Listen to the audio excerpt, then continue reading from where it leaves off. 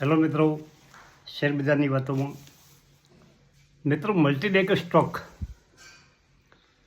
પહેચાન કેવી હોય છે અને કઈ રીતે આપણે આને પસંદગી કરી શકીએ.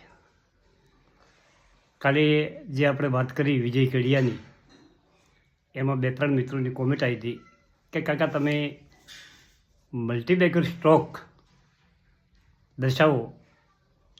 મિત્રો, મલ્ટીબેગર સ્ટોક તમે પણ પસંદ કરી શકો છો, પરંતુ એમાં કાળજી શું રાખવાની છે. આપણે 1-2 સ્ટોકની આજે વાત કરીશું, મલ્ટીબેગર સ્ટોક. પરંતુ શરૂઆતના તબક્કામાં તમે જો એ પસંદગી કરી નાખો તો તમારા પૈસા બને. એમાં તમારે ખાસ ખબર શું રાખવાની કે કંપનીનું શેર કેપિટલ ઓછું હોવું જોઈએ. ધારો કે વિજય કેડિયા કે બીજા જે રાધાકૃષ્ણ દામાણી હોય કે રાકેશ ઝુંઝુનવાલા હોય, એમણે જે નાની કંપનીઓ લીધી છે ને, એ શરૂઆતના તબક્કામાં પેની સ્ટોક જેવી કંપનીઓ હતી. શેર કેપિટલ એટલે કે કંપનીએ શરૂઆતમાં કેટલા શેર બહાર પાડે છે. ધારો કે BN રાઠીની આપણે વાત કરીએ તો BN રાઠીનું માર્કેટ કેપ 10 કરોડ છે અને ફેસ વેલ્યુ 10 રૂપિયા છે, એટલે કે 1 કરોડ શેર બહાર પાડેલ છે.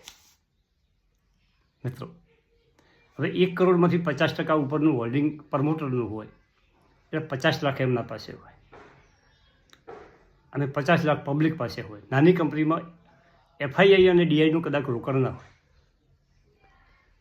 મિત્રો, હવે પ્રમોટર થોડો હિસ્સો કદાચ ખરીદતા હોય તો 60% પોકી તો 60 લાખ એમના જ હોય. FIC આવે 2.5%, DI 2.5% આવે. જેમ કંપની મોટી થતી જાય તો પબ્લિકના શેરો ધીમે ધીમે એ લોકો ઉઠાવતા જાય અને કંપની વધતી જાય. કંપનીની ડિમાન્ડ વધે, શેર લેવાની લોકોની લાલસા વધે એટલે વધે કંપની વધવાની, ભાવ એનો વધવાનો. અને તમારી કંપની જે સેક્ટરમાં કામ કરે છે એ સેક્ટર પસંદ કરવાનું. કયા સેક્ટરનો શેર આપણે જોવો છે એ સેક્ટર પસંદ કરવાનો. ધારો કે તમારે અત્યારે એનર્જી ખૂબ ચાલે છે તો એનર્જીનો કયો શેર, સોલાર, વિન્ડ, કયો શેર પકડવો છે. તમે સુડલોની વાત કરો તો સુડલનું શેર કેપિટલ ખૂબ મોટું છે, કંપની ખૂબ શેર બહાર પાડે છે. એ મલ્ટીબેગર તમારે રિટર્ન આપી શકે પણ મલ્ટીબેગર થઈ જ ના શકે. હવે ધારો કે જ્યોતિ રીઝન, આ કંપનીનો જે શેર મેં 2008માં લીધો હતો ત્યારે એનો માર્કેટ કેપ 4 કરોડ હતો. પછી શેર કેપિટલ 4 કરોડ હતો, એટલે કે આની ફેસ વેલ્યુ 10 રૂપિયા હતી. મિત્રો, કંપનીએ 40 લાખ શેર બહાર પાડેલા ફગત. પછી કંપનીએ એક સમય 2 બોનસ આપ્યું એટલે એનું માર્કેટ કેપ અત્યારે 12,000 કરોડ શેર કેપિટલ છે, એટલે કે 1 કરોડ ને 20 લાખ શેર બહાર પડેલ છે. આવી નાની કંપની પસંદ કરો તો તમને બોનસ મળે અને જો કંપની એ સ્પ્લિટ કરે તો તમારા શેર 10 ગણા થઈ શકે. જે કંપની સ્પ્લિટ કરતાં જો બોનસ આપે ને તો એ કંપની સારી. કંપની પાસે રિઝર્વો વધે, કેશ ફ્લો વધે, તારી કંપની બોનસ આપે. મિત્રો, આ રીતે તમે મલ્ટીબેગર સ્ટોક પસંદ કરવા હોય તો તમે કરી શકો. પરંતુ આજે આપણે BN રાઠીની વાત કરવી છે. હવે BN રાઠી સ્પ્લિટ કરે છે અને બોનસ આપે છે. 24 તારીખેની ડેટ છે, એક્સ ડેટ, રેકોર્ડ ડેટ. હવે BN રાઠીની વાત કરું તો અત્યારે કાલે લગભગ 260 પોકવા થયો કંપની શુક્રવારનો, અને 259 કે આસપાસ બનશે કંપની. પરંતુ 2 દિવસ પહેલાં 23, 24, 29 આસપાસ રદ થઈ જતી. વચ્ચે વધીને 91 જઈને પાછી આવી. સતત ચડ ઉતર ચાલી રહે છે.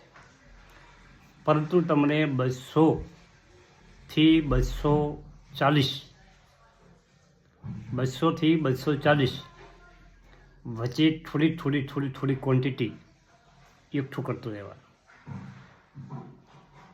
મિત્રો, તમારી શક્તિ પ્રમાણે જો તમે 100 શેર લેશો તો તમારા 400 શેર થઈ જશે 24 તારીખ પછી. અને તમને ઠીક લાગે તો તમે આ કંપની લાંબો સમય હોલ્ડ કરી શકો છો. અથવા તો 24 તારીખ પહેલાં 23 તારીખે આ કંપનીનો ભાવ 300 આસપાસ હશે એવું અત્યારે એના પરિસ્થિતિ ઉપરથી દેખાય છે કે એમાં ડિમાન્ડ ખૂબ છે, લેવાવાળાની ડિમાન્ડ ખૂબ છે. આવી નાની કંપનીમાં મિત્રો ખૂબ વોલ્યુમ મળ્યું છે. 4 લાખનું વોલ્યુમ થાય છે ઘણી વખત. વચ્ચે ઘટીને 2 લાખનું જોતું, વળી 4 લાખનું જોતું. 200 થી 230ની રેન્જમાં તમે ખરીદી કરી શકો. કદાચ ન ઘટે તો 4 સુધી પણ થોડા એકઠા કરી શકો છો. એનો EPS છે 15.18, PS છે 15, ફેસ વેલ્યુ 10 છે અને માર્કેટ કેપ 248 કરોડ છે. મિત્રો, વોલ્યુમ જે છે ને એ 2 લાખ આસપાસ છે અને 50% આસપાસ ડિલિવરી લોકો લે. મેં તો થોડા ઘણા ભેગા કર્યા. હું તમને તમારી જાણ ખાતર કહું કે 1500 શેર ભેગા કર્યા છે. 15 ચોકું 60, 100,000 શેર તો. હવે હું પરિસ્થિતિ જોઉં છું કે 300 આસપાસ પ્રોફિટ બુકિંગ કરું કે લાંબો સમય હોલ્ડ કરો. એનો વિડીયો પણ હું તમને બનાવીશ મિત્રો. પરંતુ સોમવારથી બજાર ખુલે, બજાર નેગેટિવ ખુલે અને જો BL રાઠી ઘટે તો તમે બીજા શેર તો લેવા હોય તો લેજો, પરંતુ 230 આસપાસ તમે આ કંપની લેજો. તમારી શક્તિ પ્રમાણે 200, 500, 100, 50 તમે જોજો.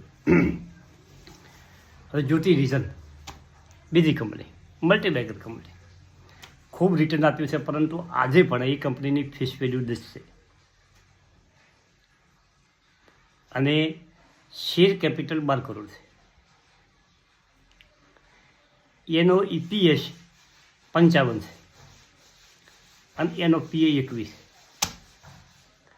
વેલ્યુશનમાં 2 કંપનીઓ મલ્ટીબેગરનો બાપ છે. 2 કંપનીઓ ઉપર નજર રાખો. જેમ બજાર ઘટે એમ 10-20 ક્વોન્ટિટી એકઠી કરતા રહો. આથી મિત્રો શેર બજારની વાતો અને મલ્ટીબેગર સ્ટોક કૂટવા હોય તો આ બધી પદ્ધતિ છે.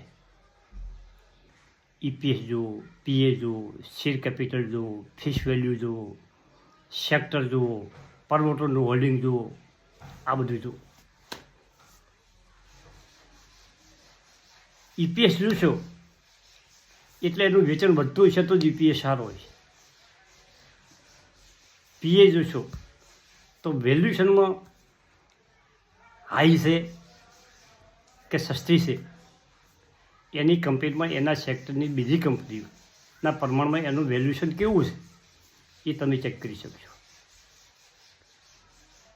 બુક વેલ્યુ જોશો તો એની પાસે એસેટ કેવી છે એ તમને ખરાબ છે. હોલ્ડિંગ જોશો તો પ્રમોટરનું હોલ્ડિંગ 50% ઉપર છે. કોણે હોલ્ડિંગ ધારણ કર્યું છે. હમણાં એક દર્શકનો કોમેન્ટ હતી કે હોલ્ડિંગ એટલે કે ભાઈ શેર ધારણ જે કરે છે. ધારો કે કંપની કોઈ શેર બહાર પાડે એમાં પ્રમોટરો કેટલા રાખે છે, પબ્લિક પાસે કેટલા શેર છે, આ બધું એનું હોલ્ડિંગ કહેવાય છે. થેન્ક યુ, આભાર.